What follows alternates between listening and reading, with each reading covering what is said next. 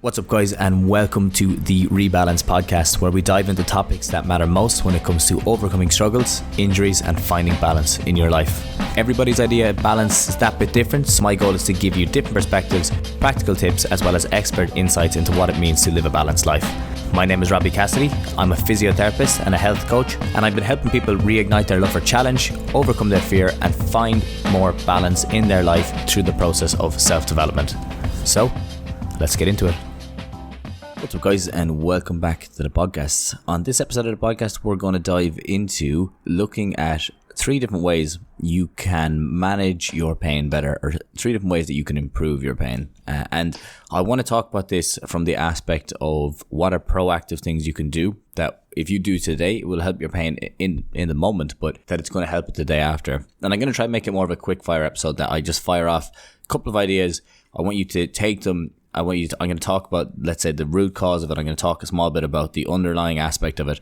And I want you to take them and work with them and see what works for you specifically. Because as we know, pain is multifaceted. So there's so many different things that contribute to your pain. I know it may feel like, okay, I have a bulging disc or I have a hamstring injury, let's say, because a hamstring injury is a simple one. Just the pain that you get on a day-to-day is going to be dictated by other factors that are going on in your life. And this becomes more apparent when you're dealing with a persistent injury, like a shoulder pain, like a neck pain, like a back pain, okay? Something that kind of comes and goes, a chronic injury, let's say. And when we're looking at these ways of, I guess, managing that and improving it on a day-to-day, what we're trying to address is the nervous system and why the nervous system is giving you pain in the first place. So that's why when you look at this in a different way, it's what you do today pays off tomorrow instead. And what we're trying to do always is we're trying to turn down the activity of the nervous system, okay, or the alertness of the nervous system. Because when pain starts going off, it's because of the fact, in most cases, it's because of the fact that the body is trying to protect you from something. That's really as simple as it is in a lot of ways. And if it is trying to protect you from something, it doesn't always mean that there's actually something there, like a physical issue. It could be that there's other factors in the background and these environmental stressors. Or it could be that your sleep is poor. It could be that you're fighting with somebody in a relationship. And now an area that you've had a burn spot on, let's say from an injury before, okay, I use the idea of a burn spotter because it's easier to describe how the nervous system reacts to an injury. So we look at the burn spot on the nervous system and that starts to flare up. And it's a simple way of thinking about it is if you step on a piece of Lego at nighttime, I always use this analogy. If you step on a piece of Lego at nighttime, it's a lot more painful at night than it is if you put a piece of Lego on the ground and you step on it. Okay, so if you step on it at night and you don't see it, it's like a 9 out of 10 pain. It's pretty severe. But if you put it on the ground and then you step on it, it's a lot less severe because your body recognizes what the threat is and it dictates the amount of pain you get as a result of that. Okay? But if you step on it at night, it doesn't see the threat, so it puts your pain as high as possible, just so you don't do it again. So that's what we need to look at. Now, I guess to jump right into it, number 1, I think one of the easiest ways to improve your pain and to pay off so that it feels better tomorrow is to try sneak in a nap where you get a chance. Okay, because we know fatigue is one of the biggest drivers of pain, and especially if you've missed a night of sleep or if you're hungover. Like if you're hungover, that's a great way of increasing your pain, the pain that you feel, because the nervous system becomes a lot more alert. So if you've been out drinking the night before, let's say if you were actually training all week and then you go out drinking the night before, the next day as you start to get up and get going, the body feels a lot more tight. It feels like you are stiff, tight, there's a lot of discomfort and that everywhere's kind of aching. And it can be a lot more specific. You can feel it specifically in your neck or you can feel it specifically in your back. But that's because of the fatigue that drives that. And one of the real interesting sides to this is that unfortunately, well not unfortunately, but it's a survival tactic. Your body or your nervous system, your brain is more likely to recognize and record negative stimuli after a poor night of sleep. Okay, and if you have to think of this from a evolutionary perspective, if you had a couple of bad nights of sleep, it's more important for you to remember where the poisonous berries are, or where a pride of lions are, or something that's a bit more negative than it is for you to remember, oh, I had a great time yesterday at a social event. Okay, because it's all about survival. So your body will remember that. It will prioritize recording those events more so than the positive ones after a bad night of sleep. And this is why when you look at sleep and you look at depression, often they're correlated. Poor sleep and higher levels of depressive symptoms are correlated because of this idea of recognizing negative stimuli. And there's research to back this as well. So the body becomes drained, and then as a result, the nervous system becomes hyperactive, and it's hyper alert. Your nervous system is picking up on everything around it. And this is why I'm really against sleeping pills in a lot of ways. Now, if you have to, there's no problem. And in a lot of cases, people use sleeping pills like to go on a plane even. Like that's okay. I understand why people use them. But if they become your go-to, that becomes a problem. Because you're not sleeping specifically when you take a sleeping pill. It's more that you go into this sedative state. And when you're looking at sedation, you don't get the same benefits as you would from sleep. Okay, so that's why I would say try to avoid them as much as possible. But a short nap can actually give you the opportunity to regain the energy that you've missed from the night before. Or if you've had a really busy week and it comes around Saturday and you get the opportunity to lie down for 20 minutes, that's a perfect opportunity to just take that time to yourself. And it's not a fix-all. Okay, it's not going to just you go for a nap, you're going to wake up and everything's 100%. But it's going to give you energy back to go about your day, to be a bit more positive about your day, to have more opportunities to move and do all the other factors then that will improve your pain on top of that. And as a result, it's going to pay you forward a day as well. Try to keep the naps early in the day. The short naps are a really good opportunity to regain some of the energy. As I said, it's not a fix-all, but sometimes it kind of breaks the loop of what happens to people is that they're saying, oh, I need to go to bed early tonight, and then they kind of have these bad habits that leave them staying up later and later. And then you get this idea of FOMO. It's the weekend and you don't want to go to bed early because you don't have to get up as early the next day because of work, even though you've gone to bed very late during the week. This is a very common kind of a pattern that you see. So you stay up late and then your weekend drags back into your week again, and you don't realize it, but you've become really fatigued. Your pain is really high every day, and it's mostly sleep. It's mostly derived because of the fact of your sleep being so bad. So when you're looking at a nap, we want to try to do it early in the day because you don't want it to affect your sleep that night. I generally say before 2 o'clock, before 3 o'clock if possible, or it would become absolute cutoff, but before 2 o'clock, depending on what time you go to bed at night, is really important. Okay, leaving it later in the day is just going to make you stay up later, and as a result then you're going to just keep that cycle going. So we're trying to break that as much as we can. Okay, so try keep it early in the day. Closing your eyes is perfect, and just lying there, even if you don't sleep, it doesn't make it like you get a lot of the same benefits from a non-sleep rest than you do from a nap. Okay, so 20 to 30 minutes, lie down, close your eyes. NASA actually recommends 26 minutes if anyone is interested in the specifics, and it takes 7 minutes to go to sleep in and around. These are all the averages, just because people always say, well, is that 26 minutes after you go to sleep or before? So take that into account. 7 minutes to go to sleep, 26 minutes is kind of the golden rule right now of what NASA say anyway. Set your timer, lie down, close your eyes, and go for that. Now, the other thing is that there's two ways to look at this next one. Is you want to avoid coffee like in the hour before it, okay? Because it's going to obviously affect the type of sleep that you can get. But at the same time, but on a different level, you can use coffee to help you get a caffeine nap.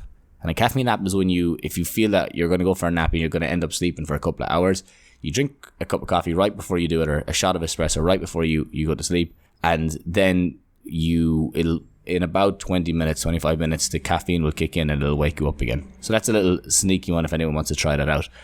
It works really well, especially if you have to get up and if you find yourself sleeping on. Now, that's not to say that that's going to help all the time. I've taken a caffeine nap and I've ended up waking up an hour and a half later. So it doesn't always work, but it does work definitely if you feel like you need an extra kick when you're getting up off from the nap. After that one, the next thing I want to look at is if you feel like the pain is starting to become overwhelming and it's kind of taking over your mind and you feel like you can't do anything, we need to remember that pain is tightly linked to our emotions. So if we are always in a negative state or a depressive state, it's going to continue to build on it, and it's going to feel worse and worse and worse.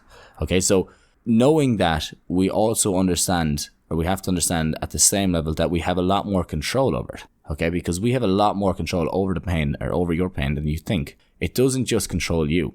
And if we can control what we choose to do, that's so important. Because if we just have these off the top of the head, I can't do that because of the pain, I can't do that, I don't want to do this, I don't want to make it worse, which you can see how they lead into each other, that pain will become all consuming. So we need to make sure that we have the idea in our head that there is pain there, we can control it. We can control it to a certain degree. And you can control it to a fairly significant degree. You'd be surprised with how much you can do once it's safe, obviously. in a lot of cases, like if you were in a situation that you had to survive, that pain would disappear until afterwards. And I always use that idea of like a soldier in war who gets shot and then they're able to get out of a situation, and then when they start to sit down and relax, that's when all the pain kicks in. People say, oh, it's the adrenaline. It is kind of, but it's more that your body is prioritizing that it wants to survive. So it's not giving you pain at the moment, so you can get out of that situation. And a simple way of the next, I guess, way of improving your pain is to try to do something that you enjoy. So try to do something that is going to lift your mood. If you can do something that you enjoy doing and that will make you happier after you do it, that's going to help shed off some of the negative emotions that could be driving the pain in the first place. And even if it's just for a short while. Okay, so if you have this nagging neck pain or nagging back pain, and let's just say, okay, you don't really know what it is. You may feel it's your posture. You may feel it's the movements that you do. It could be to do with the exercise that you did during the week. You've also been fighting with someone all week. You've also been like busy at work, that you've been really stressed and you had to get things in. There could be a big event coming up and it's on the back of your mind all the time. Like all of these will drive your pain. People don't come to understand that as much, but they really do dictate the amount of pain that you feel. And if we understand that, okay, right, I'm getting a load of extra pain in certain situations, let's say it's a back pain or a knee pain or whatever type of pain it is, I'm getting a load of pain, but it doesn't mean that I have more injury because I haven't changed anything. And it doesn't mean that I've done any more damage because I haven't changed anything specifically. Well, then you can say, okay, well, let's try to do something that I enjoy, whether that's like getting out for a long walk. What has to be one of the easiest ways to improve pain is getting out for a 30-minute walk, just consistent. Not just saying, oh, I walk all day at work. That doesn't count. I'm talking about getting out into nature 30 minutes at a time and then trying to just clear the head. I think that's huge and people don't do it enough. As I was saying, if you do something you enjoy, that's going to help to shed off the negative emotions a bit more. That could be driving that pain, even if it's just for a short while. And I think that if you can make it movement based, that's even better. Like when I was putting out these 3 ways to improve pain, I was going to say movement, but I think, and obviously movement is another one, but I think people hear that a lot. But it's better to see what, like I felt that it was better to say to people, practice something you enjoy. And then if it can be movement based, perfect. But if it's not movement based, it's not the end of the world either. You can do other things. So that could be like painting. It could be just literally grabbing a coffee with some friends, or playing with your kids. Like little things like that will help to improve the pain. And once we understand our pain, we understand where it's coming from. That's probably, I guess, the more difficult part is if you don't really understand the pain, it can feel like you're fighting against yourself to go out and do these things. And it feels like, oh, will I make it worse? So obviously getting it assessed and getting an understanding of it is really important too. And if anyone has any questions on it, anything like that, or if ever you want to chat to me about it, just send me a message on Instagram. And oftentimes I'll jump on calls with people and talk you through what it could be or what it may be contributing to it. What's up, guys? Robbie here. I hope you are enjoying the podcast so far. I want to take a moment just to personally ask you for your help. If you're enjoying the podcast, would you be willing to share it with someone you think would love it too? Maybe a friend, family member on social media, or even if you just brought it up in conversation with someone you know. The recommendation means the world to us, and it's because of people like you that we get to be able to produce this podcast on a weekly basis. So thank you so much for your support so far, and I would love if you could help us reach even more people who could benefit from it too. Really appreciate you, and we're going to jump straight back to the podcast. The little things go a long way when it's about practicing something that you enjoy. So playing with your kids, as I said, running, jogging, getting out for a long walk, getting into nature, grabbing coffee with a friend. Things that may not be the best option, depending on the type of pain you're feeling, is like a really high velocity thing, where that might just jerk it and you feel then the body gets really protective. Okay? High velocity would be like, I don't know, going out and playing rugby. Something like that, even though it might help your pain. But if you have an injury that has the pain around that injury has increased massively because of all the other things, and then you jerk it, well, obviously then you're just going to possibly increase the issue more. So that's why I say high velocity stuff may not always be the best option when the pain is really high, and little things go a long way. Now, oftentimes the pain dictates what we do, and we never get to really test the theory. So really, when you're like when the pain has taken control of you, the first thing you need to do is regain control of that pain before you can start to work on it. Okay, really important. And yeah, if we understand that we can get control back, that gives us a lot more confidence in what we can do. Give yourself space. And I guess the last thing just on this one is if it is about practicing something you enjoy, especially if the pain is driven by work stress or relationship stress, it could be that you just need to give yourself some space where you're trying something a small bit different. If you have a lot of pain and your normal routine is go to work, go to the gym and then go home and sit down and watch Netflix. It might be worth changing that you go to work and then you do something instead of the gym for one night, or you do something in the morning that changes up a bit, or you do something after the gym that's a bit more enjoyable. Just trying to change the routine slightly makes a big difference sometimes, and it gives you a bit more space and kind of changes your perspective on it. Now, the last one is probably one that you would expect, but people underestimate the effect of it and the power of it. So I wanted to re-emphasize that. And this is what comes down to the idea of using a breathing protocol or meditation to help to manage the pain. Now, hear me out on this one, because I know people will be like, oh, I've tried it all. It doesn't work. I'll talk you through my experience in it and how I use it in different ways. And I hopefully will shed a bit of light for those who may be in the same area. Like for those who say, I've tried it before and it doesn't work for me, or I just get pissed off. If we understand that the nervous system is causing it, the nervous system is getting hyperactive, well, then we need to understand that a way to calm down the nervous system is to slow your breathing down. And a simple example is, if you increase your breathing rate really fast, that will cause your heart rate to increase. If you slow your breathing rate down, that will slow your heart rate down. Okay, so they're interconnected. And understanding that helps us to plan ahead and say, okay, well, let's do this, or let's do this, or let's do something else. Okay, and see how that works. And that's why, as I said, like getting out for a walk is a really good one, because in a lot of ways it just calms your nervous system down, slows your breathing down. You feel a bit more relaxed. And obviously it's a fast walk, then it's going to increase your breathing. But when you increase it for a short part and then you finish up, afterwards, once you relax, that causes the nervous system to go down. And that's why a lot of times exercise is so effective in these things. Now, I'm going off on a little tangent, so I need to stop, because I don't want this podcast to go on too much longer. I want to just get to the points for you. So if we understand it can be a result of the nervous system getting hyperactive, anything we can do to reduce that is going to be better. A really simple one, and they found this out from testing indigenous tribes, was if you start to breathe under 8 breaths per minute, naturally that should bring you into more of a calm state. Okay, and they tested indigenous tribes, ones that were outside Western culture. They found, like, if you go to hospital in Western culture, it says it's 12 to 22 breaths per minute is normal. If you go to an indigenous tribe, 8 breaths per minute is like a normal breathing rate. So you can see, because we're hyper stressed generally, let's say, well, we have a lot of micro stressors in our environment. In the Western worlds, that causes our breathing rate to increase as a result. And there's a lot more factors to that. We get more used to it and all. Really good book, Oxygen Advantage, Patrick McKeown. If you ever get the chance to read it, it's well worth reading, because he goes into a lot more detail on this as well. Breathing under 8 breaths per minute can calm the nervous system down. So how do we do that? Well, meditation is so effective, and different breathing patterns can be so effective for that as well. I often tell people to use the box breathing method, where it's 5 seconds in, 5 seconds hold, 5 seconds out, and 5 seconds hold. And then to repeat that for 5 to 10 minutes. Okay, you could use that as a meditation because it's so consistent if you wanted to. Now, if you do that, that will naturally calm your nervous system down, and as a result, it'll calm the pain down. And it's going to give you the feeling that you have more control over the pain as well, which it comes back to that idea of controlling it. And just by doing those little simple things, you will then have more confidence.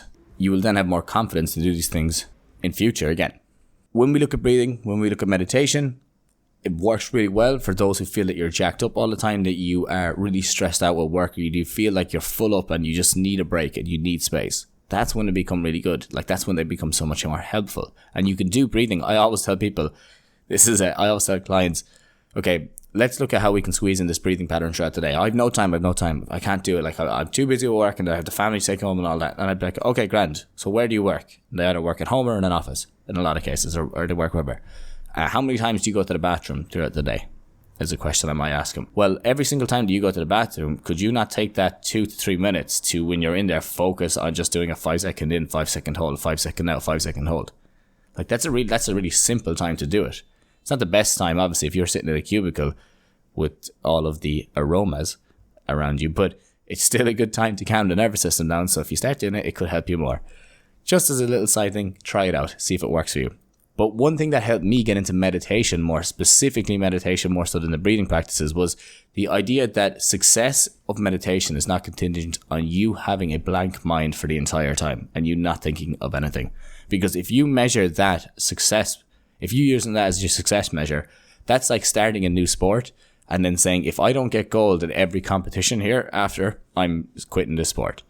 It's just not realistic. You're not going to have that. And the whole idea of meditation is to work on focusing. Well, there's obviously lots of different ideas of meditation, but one of the really good ones is that you can focus on one specific point for a time, whether that's using a mantra, whether you're just focusing on a point at the end of your nose, whether you're counting your breaths. Okay, loads of different ways of doing it. But instead of you saying, okay, right, I'm trying to have a blank mind for the next 10 to 12 minutes, try to say that, okay, it's more about catching myself in between and then returning to that blank mind. So if I'm doing let's say one that I use nearly every morning is a 10 count breathing method where I just inhale, exhale, count 1, inhale, exhale, count 2, nice and slow. And I try to get to 10. Okay, and you'd be surprised with how often that you forget where you are along that. It's nearly always at 6 and 7 that I forget. It's between, am I on 6 or am I on 7? But when you forget and you don't know what it is, then you go back again. Okay, you have to be, if you're strict to yourself and you're disciplined and you go back and start again, you say, I'm not finishing this till I get to 10, that becomes more of a game and it becomes a lot more enjoyable. So if anyone wants to try that 10 count breathing method, it's really effective. But it's the idea of catching yourself and then returning to it. That's the important part. I heard it was Tim Ferriss that had described it. He said that every time that you catch yourself and then you return to the point of focus in meditation, that is in essence the bicep curl of a meditation. That's where you get the reps in. That's where you get stronger, and that's the goal. But if you just let it run wild and then you start getting pissed off at yourself because you didn't do it 100%, then that's a problem, because then you're just going to fight against yourself all the time. So think every time that you catch yourself and bring yourself back, even if that's 100 times in 10 minutes, that's the goal. That is a bicep curl and that's the rep. And building up those reps over time, you'll find you can get to that state where it becomes a lot more bliss. There is a point, I have to say, in meditation, where when you hit it, like there's nothing, it's very hard to replicate that feeling, where it's like you get this moment of bliss where everything is just perfect and you're in the now. And yeah, I've had it a couple of times and it's something that, it's very hard to replicate. I'd love to hear your thoughts on it as well. If you've ever hit that point, or if you consistently hit that point, let me know on Instagram. But that is all from me right now. Hopefully that gives you a different idea of how to manage your pain, and it's not all about the pain managing you or controlling you. If you can use these to improve your pain, and you think that what I do today will help me tomorrow, then that gives you the control back and you can work on it, and you'll be more inclined to lean into things that you want to do. Okay, so that's really simply the way I want to look at it, or the kind of perspective I want to give you, is that the pain doesn't control you, you control it. Okay, that's number one. And then now that you control it, how do you improve it? That's as simple as it is. But that's all from me. Let me know what you think on Instagram. Please reach out. Let me know if you have any questions. There's no issue at all. The Mobility Tutor on Instagram is my name on Instagram. Not my name, company name. But yeah, reach out, let me know. And I look forward to chatting to you. But that's all from me for this week. And I will chat to you all again next week. Have a good one. Okay guys, thank you so much for listening to today's podcast. I hope you enjoyed the show. If you're looking to learn more about what we do, as well as check out any of the mobility and rehab programs we have available, just head over to the description of this podcast and you will find a link to all the programs there. As always, thank you for listening, and I will chat to you all again in the next episode. Have a good one.